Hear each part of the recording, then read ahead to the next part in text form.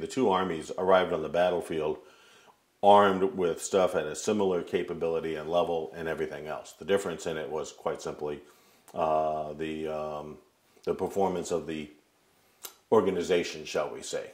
How they went about business, how they trained people, how they commanded, etc. So, you know, in the case of Germany, for example, they gave their commanders considerable freedom and latitude as to what they can do in operations.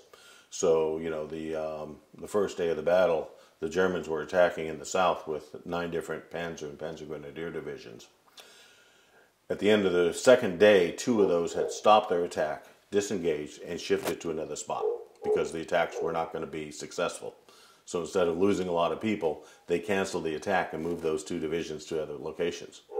On the other hand, 5th Guards Tank Corps commander was told to conduct an attack. He didn't want to do it, and he was informed that he would be shot if he did not do it. Mm-hmm. And he ended up writing a letter that's actually in Valery Zamulin's book on Kursk about that scenario.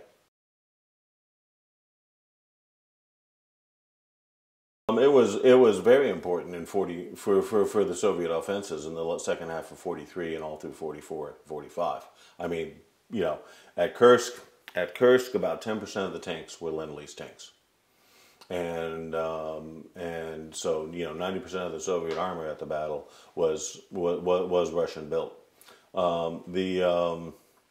You know, we were providing them extensive food. Everyone had Spam. That was the we were providing them a lot of trucks, and as one of the people I worked with, Colonel Sverdlov, said, Studebaker is the god of war. You know, it was what mobilized the Soviet army, allowed them to supply, allowed them to move forward, allowed them to move their artillery, etc.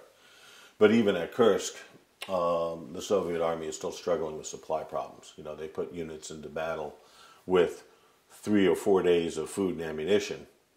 5 or 6 days later, they have gotten no resupply.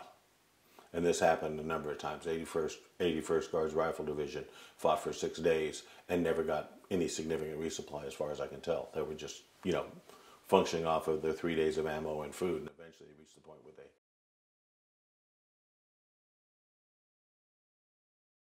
Yeah, okay.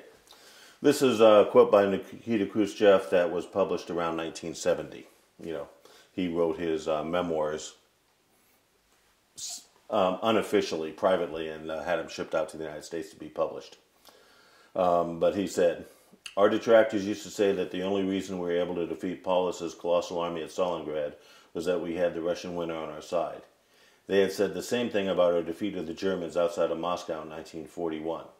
Ever since Russia turned back Napoleon's invasion, people claimed that winter was our main ally. However, the Germans couldn't use this excuse to explain their defeat at the Battle of Kursk Salient in 1943. They fired the first shot. They chose the time, place, and form of the battle. All the cards were in the hand of Hitler and his cutthroats. It was high summer." Yeah. You know, so yeah, there's no question that mud and the weather greatly hindered the German army in 1941. But in 43, it was the middle of summer. The Germans initiated the battle, which they then basically lost.